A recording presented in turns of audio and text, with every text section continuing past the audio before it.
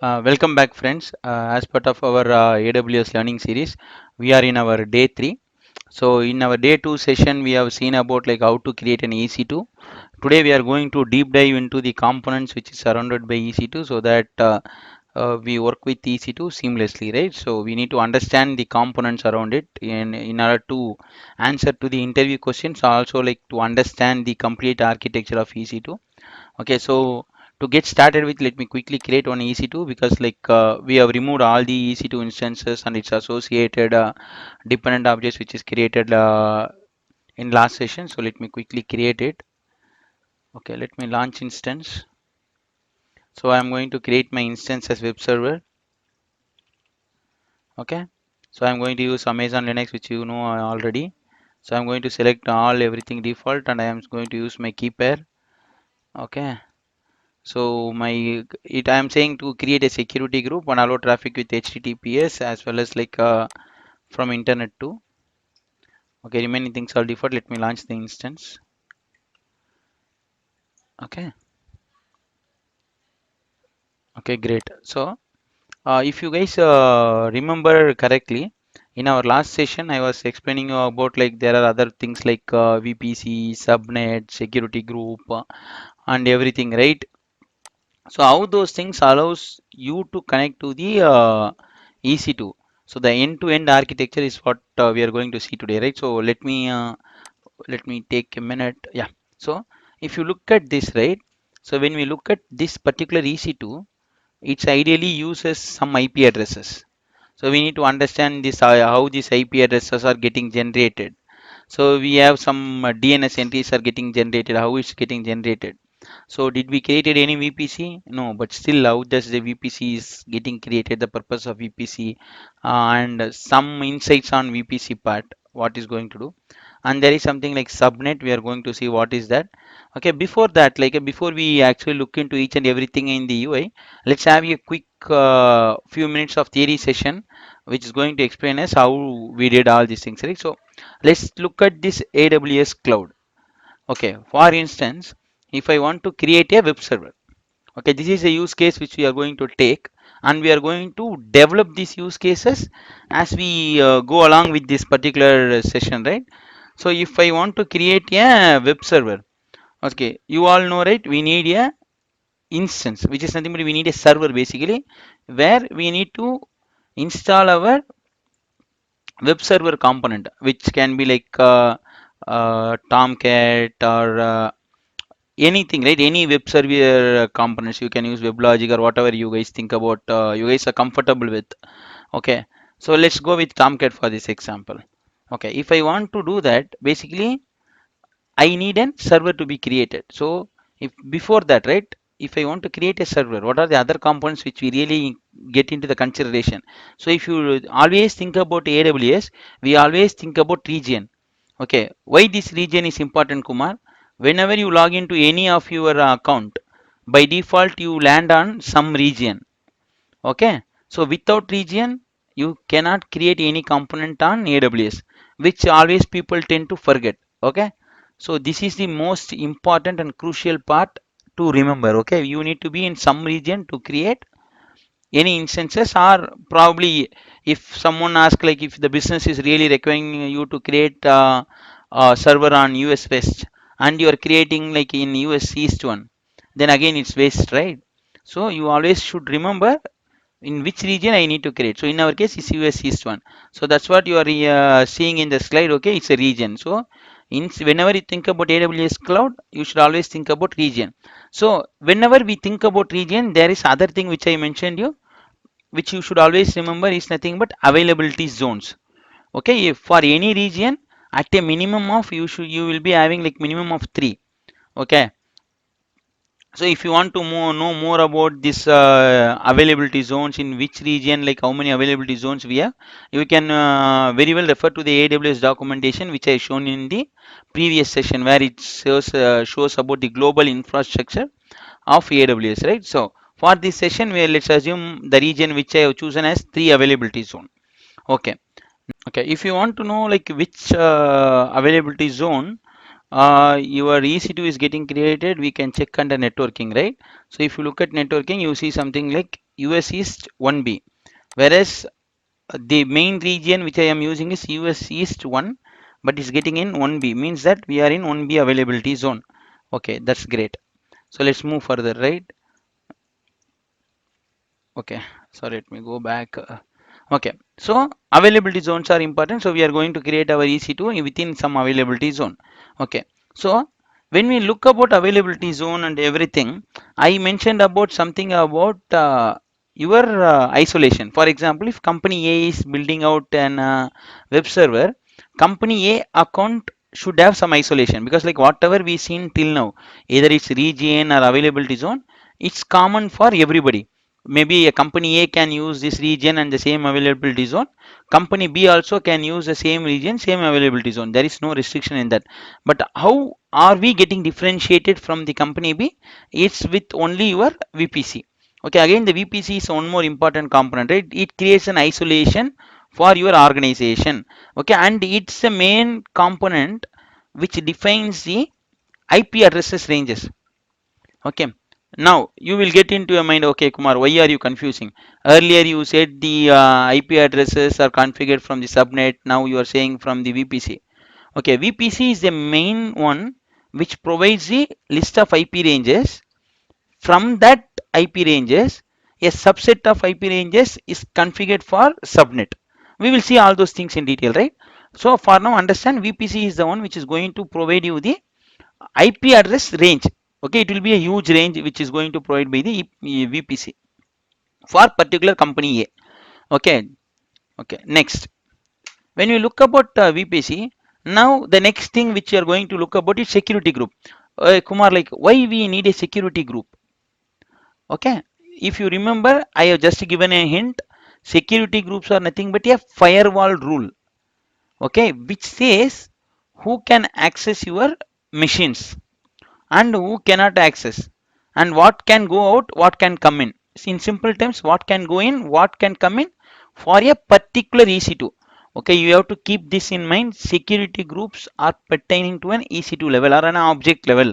Okay, that's more important because it's a firewall. Okay, at the server level. Okay, so let's look at what is our security group. This is our security group created. If you open the security group, you will have like description, and see, if you look at security group, it's at the top of VPC. Okay, for example, let me show you like okay, let me try to create a security group. See, if I create a security group, by default it asks for a VPC. Okay, if you look at the image also, security group spans across the entire VPC. Okay, this is very important, guys. You should understand which one spans across availability zone, which one spans across the region. For example, VPC is spanning across region. So if you want VPC to be created, you should have a region. Okay, and this VPC is not pertaining to one availability zone, it's cut all the availability zones. Okay, so single VPC is for all the availability zone. The same way, if you create a security group, it's common for all the availability zones. If you are creating any EC2 in availability zone 3, you can use the same security group. If you are using creating any EC2 on availability zone 2, still you can use the same security group. There is no odd and roll rule, because it's all like kind of a logical separation. Guys, you have to understand. So the things, whatever things are like getting separated logically, will most of the time span across region. Okay, there are certain things which has to be span within certain things, right? So those things will be spanning only with that particular zone or that particular region. We will see. Anyhow, like there are many more things has to come. I have kept my use case to such level so that we cover every part of it, right? Okay, great. So now, hey Kumar, like if I want to create a web server, I have a region I have created, I have availability zone I have decided, then I have my own VPC, I have my own security group. What next? Okay, that's the ask, right? If you remember in the last session when we were creating the EC2, I was saying about something. Okay, okay. Before that, sorry guys. Before that, let's look at the security group, right? So the security group is the one which defines the inbound and outbound rule. So basically, if you look at, this is the inbound rule and this is the outbound rule. For the inbound rule, what it says, anyone, okay, so they can connect SSH over TCP protocol on port 2022. Who can connect? Anybody. So 0.0.0 defines anyone from the internet. Anybody can connect to this port. So means that for this particular server what I have created, they can connect from MobiXterm or Putty or any external tool, SSH client basically. Using any SSH client they can connect. What I mentioned this again, it's port 80. Basically it's a web port, because it's going to act as a web server, so I'm going to access it from port 80. Again, you guys know, right, 443 is an HTTPS connectivity, okay, secure connectivity, which comes under 443 port. So I'm saying anybody can connect to this server. Okay, great. So going back to our topic, I mentioned there is one more important thing called subnet. Okay, so if you want to look at subnet, go to VPC.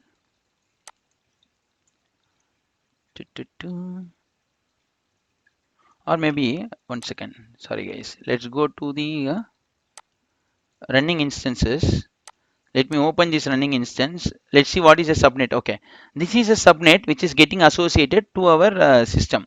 So what is a subnet? I said, right, subnet holds a, again, subnet is going to create a logical group, okay, within an availability zone, okay, with certain IP addresses which it get from VPC. So basically if you look at this subnet, you see something like IPv4 CIDR. Okay, so if you look at that, it starts from 172.31.32.0. Is that right? So how come like it took this particular range? Okay, how come it picked up this particular range? If you want to understand that, you need to go to your VPC. Okay, if you go to your VPC CIDR block says 172.31.0.0 16. Okay, guys, again, if you don't know how to calculate what is the CIDR block like /16 /20 /23, probably I will cover that in the next session, because it needs some calculation which you guys have to really aware of. It's not that easy to understand, but I will make that is understood in very easiest or layman level. Okay, I will make sure that you guys understand it with very easy and layman level. I can able to explain that in detail in our upcoming sessions. But for now, understood, this is the any IP address under this VPC, okay, should start with 172.31. Okay, so let's go to our subnet. So this is our subnet which starts with 1731, but this particular subnet can hold the IP addresses, okay, of this level. Means that it has created a subset of your VPC IP and ensuring that, okay, with the CIDR block of 20. So in this particular range, the EC2 which is getting created can use this range IP address. Okay, for now assume in this way. Once you understand what is a CIDR block and everything, it will be like making you more sense, because you need to understand the bytes and the bits associated with your IP address and everything in detail, so that you will understand. But for now assume that any EC2 which is getting created in this subnet, which gets the IP addresses only in this range. Okay, hope I made it clear. So as I said, subnets are going to hold subset of VPCs IP address. Then you see the changes here. Okay, now if you look at my subnet, it's just spanning only with availability zone 1. Mean to say that subnets are zone specific, not region specific. Okay, because it's going to provide the IP addresses which is a part of your VPC. Okay, so if you look at all my 3 availability zone as 3 individual subnets. Okay, got it? So subnets can be of two types. Either it can be a public subnet or private subnet. So public subnet can be accessed by external world. Private subnet cannot access. They can connect only internally within that particular zone or particular region. Okay, got it, guys? Hope I made it very clear. Okay, so now I have everything. I have a region, I have availability zone, I have VPC, and I have a security group. I know who can come in, who can go out, and I know if I create an EC2, my EC2 takes an IP address from the subnet. So that's why the importance of subnet comes in. So next, there is no way I can create an EC2. So my EC2s are getting created in each subnet. Means that EC2 is now under the boundary of subnet. Okay, so my EC2 will have an IP addresses of that particular range of subnet.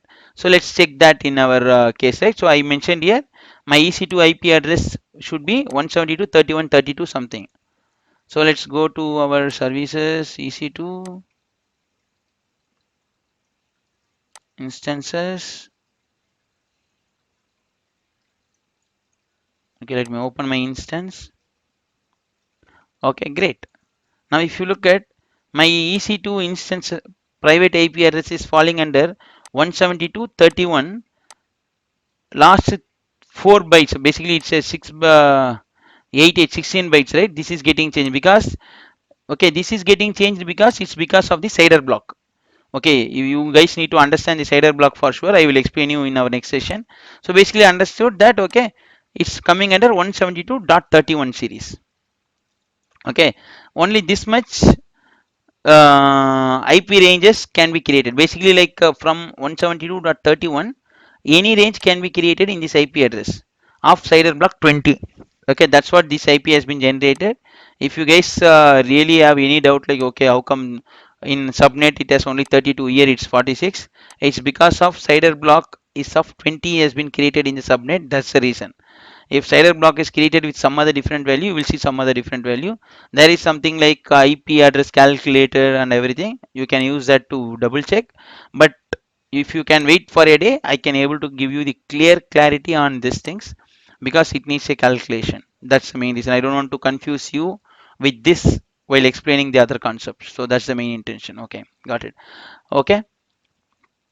So now you understood basically, like, okay, whatever is the VPC has, like VPC has IP address of 172.31.00. So with that range, my subset of that is been created as a subnet. Within that subnet, some subset, I got the IP addresses of my EC2. Okay, got it. So now I have an EC2, I have everything configured. So what next? We should have an user. Okay, here we have an S3 bucket because I said a web server, right? A web server can read and write information from the external storage, which is nothing but S3 bucket. In our case, it can be a database also. But for to keep it as very simple, I just using a S3 bucket just to retrieve some static images and video for my website. Okay. See, if you look at my S3 bucket, I have not kept this within my VPC or within my security group or within my availability zone. I just kept it very, very outside because it's a region specific object. So in interview, there is a greater chance that interviewer may ask, list down some objects or some service which are region specific, which are zone specific. Okay. And the interviewer can ask you, what is the difference between security group and subnet? Okay, interviewer can ask why security group is spanning across VPC. Because security group is spanning across VPC, it's because, okay, while creation of the security group, okay, let me go there and show that too. Okay, 1 second. So if I want to create any new security group, okay, test SG, okay, it will ask only for VPC and inbound rule. Nothing will get asked. If I create a security group, it will get created. Oh, description, something. Okay, destination, anyway, any IPv4, all this. Okay, all I have given all. Okay, so now it should create. So if you look at my SG, I never said anything about availability zone here. I only speak about the entire VPC because it's a logical entity which is going to control the firewall rules across my VPC. Okay, great. Let me delete this out because I don't want to have unnecessary things be there. Okay, now let us also have a look at our subnet.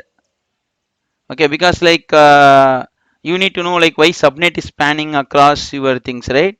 So let's go to the subnet. Let me create a new subnet. See, for subnet, it's asking me to select a VPC. Okay, it's asking me to select a VPC because based on your VPC, subset of IP addresses are going to assign to your subnet.